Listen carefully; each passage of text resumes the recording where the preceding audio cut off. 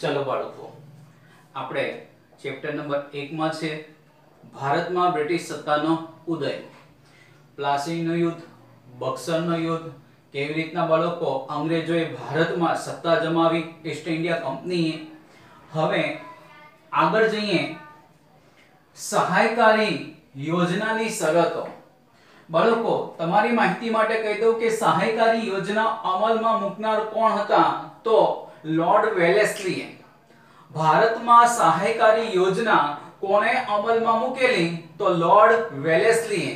અને બાળકો લોર્ડ વેલેસ્લીની આ સહાયકારી યોજનાને કારણે કંપનીનો ભારત પર, કંપની એટલે ઈસ્ટ ઇન્ડિયા કંપનીનો ભારત પર વર્ચસ્વ ખૂબ જ વધી ગયું.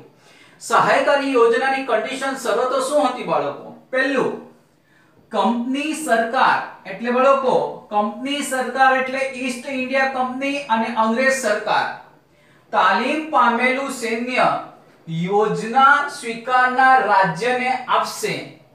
આ સૈન્ય રાજ્યના આંતરિક અને બાહ્ય આક્રમણથી રાજ્યનું રક્ષણ કરશે. એટલે શું કહેવા માંગે છે બાળકો? અંગ્રેજ સરકારે ઈસ્ટ ઇન્ડિયા કંપનીએ ભારતના રાજાઓ સામે, ભારતના શાસકો સામે એક યોજના અમલમાં મૂકી, એક પ્રસ્તાવ મૂક્યો અને એ પ્રસ્તાવ હતો સહાયકારી યોજના. આ યોજના અનુસાર અંગ્રેજ સરકાર ઈસ્ટ ઇન્ડિયા કંપનીએ એવું નક્કી કર્યું કે જે રાજા, જે શાસક આ યોજનાનો સ્વીકાર કરશે એ શાસકને અંગ્રેજ સરકાર તાલીમ પામેલું સૈન્ય યોજનાનો સ્વીકાર કરનાર રાજ્યને આપશે. અને આ સૈન્ય, આ તાલીમ પામેલું સૈન્ય એ રાજાના, એ રાજ્યના આંતરિક અને બાહ્ય આક્રમણથી રાજ્યનું શું કરશે? રક્ષણ. ખ્યાલ આવ્યો? તો બાળકો જુઓ, અને બાળકો આ યોજના સ્વીકારી, પણ આ યોજના સ્વીકારી નિઝામે, આ યોજના સ્વીકારી હોલકરે, આ યોજના સ્વીકારી સિંધિયાએ. ખ્યાલ આવ્યો? અને બાળકો આ રીતના જે રાજાઓએ, જે શાસકોએ બાળકો આ યોજનાનો સ્વીકાર કર્યો, એ યોજના સ્વીકાર અનુસાર બાળકો એ રાજાને અંગ્રેજ સરકારનું તાલીમ પામેલું સૈન્ય મળ્યું.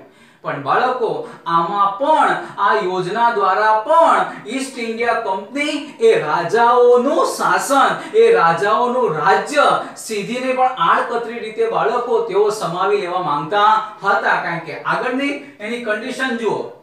તેના બદલામાં યોજના સ્વીકારનાર રાજાઓએ લશ્કરી ખર્ચ અથવા તેટલી આવક ધરાવતો પ્રદેશ અંગ્રેજોને આપવો.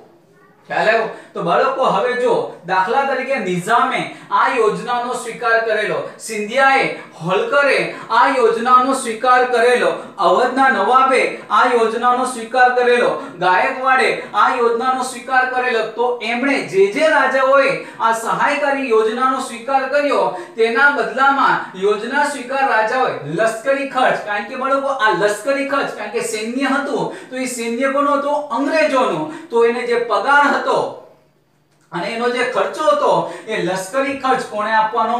રાજાઓએ.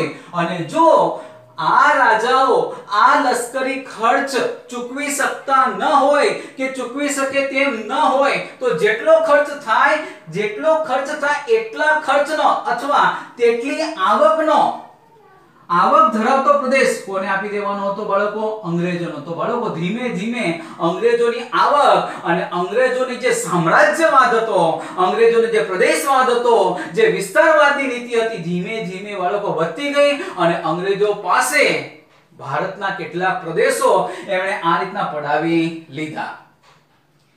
કંપનીની પરવાનગી વિના, કંપની એટલે બાળકો ઈસ્ટ ઇન્ડિયા કંપની, કંપનીની પરવાનગી વિના રાજ્ય અન્ય રાજ્ય સાથે યુદ્ધ કે સંધિ નહીં કરી શકે. બાળકો સંધિ એટલે કરાર થાય. ખ્યાલ આવ્યો? સંધિ એટલે શું થાય છે? કરાર. બાળકો ત્રીજી કન્ડિશન શું હતું? બાળકો સૈન્ય આપવામાં આવ્યું, પણ એવો સૈન્ય આપવામાં આવ્યું કે જે યુદ્ધ કરી શકે નહીં. જો તમારે બીજા રાજ્ય સાથે યુદ્ધ કરવું હોય તો પહેલા કંપનીની પરવાનગી લેવી પડતી. એટલે બાળકો જો નિઝામ હોય, ગાયકવાડ હોય, સિંધિયા હોય, હોલકર હોય કે જેને આ યોજનાનો સ્વીકાર કરેલો, એમણે જો યુદ્ધ કરવું હોય તો એમણે પહેલા ઈસ્ટ ઇન્ડિયા કંપની પાસેથી પરવાનગી લેવી પડતી અને પછી જ તેઓ યુદ્ધ કે સંધિ કરી શકતા હતા. રાજ્યના દરબારમાં એક અંગ્રેજ અધિકારી રાખો. બાળકો દરબાર એટલે શું? તો બાળકો તે સમય દરમિયાન રાજા, શાસક અને એના સેનાપતિ હોય તેમજ રાજ્યના અગ્રણી વ્યક્તિઓ હોય છે અને એનો બાળકો જો રાજ્યમાં કોઈ મહત્વનો ડિસિઝન લેવાનો હોય, નિર્ણય લેવાનો હોય ત્યારે દરબારનું આયોજન કરવામાં આવતું અને દરેક વ્યક્તિ જે મહાન વ્યક્તિઓ છે, બુદ્ધિ કૌશલ્ય વ્યક્તિ છે, પોતાના પ્રસ્તાવ બાળકો મહાનુભાવો એ પોતાનો પ્રસ્તાવ મૂકતા એના પર ચર્ચા વિચારણા કરીને નિર્ણય લેતા. એ જે વસ્તુઓ બાળકો જે આ નિર્ણય લેવાતો એને કહેવાય દરબાર. હવે આ દરબારમાં એક અંગ્રેજ અધિકારી રાખવો પડતો. આના પાછળનું રીઝન શું હતું ખબર બાળકો? કે જો રાજાઓ, શાસકો જે નિર્ણયો લે, જે ચર્ચા વિચારણા કરે એ કંપનીને ખબર હોવી જોઈએ.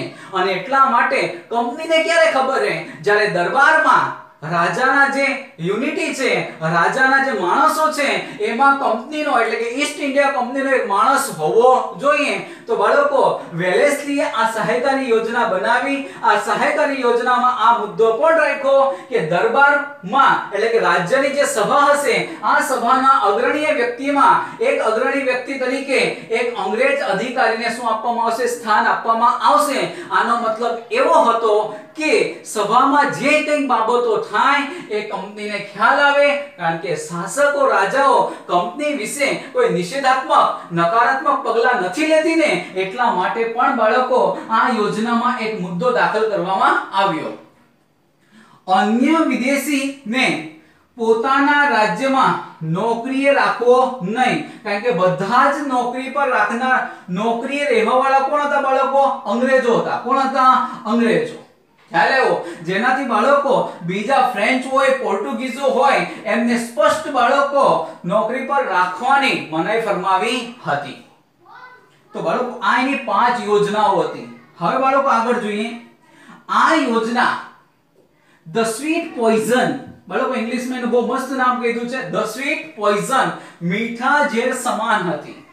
યોજનાનો અમલ દ્વારા કંપનીએ ઘણા પ્રદેશો પચાવી લીધા, ઘણા પ્રદેશો પર પોતાનું પ્રભુત્વ જમાવી લીધું. અને બાળકો જો મેં તમને કીધું હતું કે નિઝામ છે, હોલકર છે, સિંધિયા છે, ગાયકવાડ છે, ખ્યાલ આવ્યો છે, બાળકો અવધના નવાબ છે, આ બધાએ બાળકો આ યોજના સ્વીકારી અને ધીમે ધીમે ધીમે આ યોજનાનો તેઓ ભોગ બનતા ગયા અને પોતાના પ્રદેશો એ અંગ્રેજો તરફ વળતા ગયા. કેટલાક રાજ્યો, કેટલાક રાજાઓ, કેટલાક શાસકો આ ખર્ચ, આ લશ્કરી ખર્ચ બાળકો ચૂકવી શક્યા નહીં, એટલે એમના એ લશ્કરી ખર્ચના બદલામાં એમણે કેટલાક પોતાના પ્રદેશો ગુમાવવા પણ પડ્યા હતા. અને એટલા માટે બાળકો આ યોજના એક મીઠા ઝેર સમાન હતી. કેવી સ્થિતિ હતી બાળકો? જુઓ, રાજાઓ પાસે, શાસકો પાસે સૈન્ય રહેશે પણ તે યુદ્ધ કરી ન શકે. ખ્યાલ આવ્યો? કારણ કે યુદ્ધ કરવું હોય તો કંપની પાસેથી શું લેવી પડતી હતી બાળકો? પરવાનગી. અને એટલા માટે બાળકો આ યોજના એક મીઠા ઝેર સમાન હતી. યોજનાનો અમલ દ્વારા કંપનીએ ઘણા પ્રદેશો પચાવી લીધા. યોજનાનો ઇનકાર કરનાર હતા બાળકો ટીપુ સુલતાન. તમને ખબર પડી જવી જોઈએ બાળકો. હવે ટીપુ સુલતાન એટલે મૈસૂરનો વાઘ. ખ્યાલ આવ્યો? મૈસૂરનો ટાઈગર એટલે બાળકો મૈસૂરનો વાઘ એટલે કોણ બાળકો? ટીપુ સુલતાન. તો બાળકો યોજનાનો ઇનકાર કરનાર ટીપુ સુલતાનને ચોથા મૈસૂર વિગ્રહમાં બાળકો ઈસ્ટ ઇન્ડિયા કંપની એટલે કે અંગ્રેજોએ 1799 ના સમય દરમિયાન ચોથા મૈસૂર વિગ્રહમાં બાળકો ટીપુ સુલતાનને હાર આપી. બાળકો અંગ્રેજો તો હતા જ, સાથે સાથે અંગ્રેજોને મદદ કરનાર હોય ને તો કોણ હતા બાળકો? નિઝામ. કોણ હતા? નિઝામ. નિઝામ અને અંગ્રેજ સરકારે સાથે મળીને, અંગ્રેજોએ સાથે મળીને ચોથા મૈસૂર વિગ્રહમાં ટીપુ સુલતાનને હાર આપીને ટીપુ સુલતાન આ ચોથા મૈસૂર વિગ્રહમાં લડતા લડતા મૃત્યુ પામ્યા હતા. ખ્યાલ આવ્યો? તમને પરીક્ષામાં એવો સવાલ પૂછાય કે ટીપુ સુલતાન કયા યુદ્ધ દરમિયાન મૃત્યુ પામ્યા હતા તો કયું આવશે? ચોથા મૈસૂર વિગ્રહ દરમિયાન તેઓ લડતા લડતા મૃત્યુ પામ્યા હતા. બાળકો યાદ રાખજો, અહીંયા લખેલું નથી. ટીપુ સુલતાનને હરાવવા માટે અંગ્રેજો સાથે સાથે અંગ્રેજોને સાથ આપનાર હોય તો કોણ હતા? નિઝામ. ત્યારબાદ બાળકો વેલેસ્લી બાળકો વેલેસ્લીના સમયમાં ઘણો પગ પેસારો કર્યો અંગ્રેજોએ ભારતમાં, પણ વેલેસ્લી બાદ સત્તા પર આવ્યા વોરન હેસ્ટિંગ્સ. યાદ રાખજો બાળકો, વેલેસ્લી બાદ સત્તા પર કોણ આવ્યા? Warren Hastings. અને વોરન હેસ્ટિંગ્સ ગવર્નર જનરલ બન્યા અને તેમણે નેપાળ સાથે યુદ્ધ કર્યું. તો બાળકો કયા અંગ્રેજ અધિકારી, કયા અંગ્રેજ ગવર્નર જનરલે નેપાળ સાથે યુદ્ધ કરેલું? તો વોરન હેસ્ટિંગ્સે.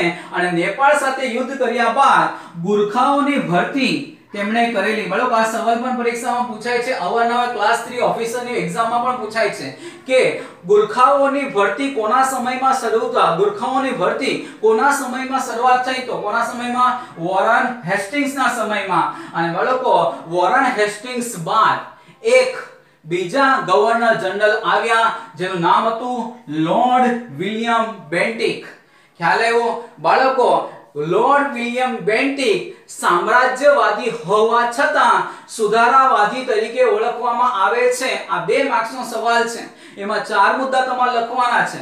અને બાળકો હમણાં બોલું છું, કાળજી રાખજો. બાળકો સવાલ શું છે કે લોર્ડ વિલિયમ બેન્ટિક સામ્રાજ્યવાદી હોવા છતાં સુધારાવાદી તરીકે ઓળખવામાં આવે છે. સમજાવો. પહેલા તો બાળકો લોર્ડ વિલિયમ બેન્ટિકે કઈ નીતિ અમલમાં મૂકેલી? જીત, જપ્તી અને ખાલસા નીતિ. કઈ બાળકો? જીત, જપ્તી અને ખાલસા નીતિ. ખ્યાલ આવ્યો? લોર્ડ વિલિયમ બેન્ટિકે જીત, જપ્તી અને ખાલસા નીતિ અમલમાં મૂકેલી. બાળકો આ વ્યક્તિ સામ્રાજ્યવાદી હોવા છતાં સુધારાવાદી કે ઉદારમતવાદી એક ગવર્નર જનરલ શા માટે ઓળખવામાં આવે છે? કારણ કે એના સમયમાં ઈસવીસન 1853 માં ભારતમાં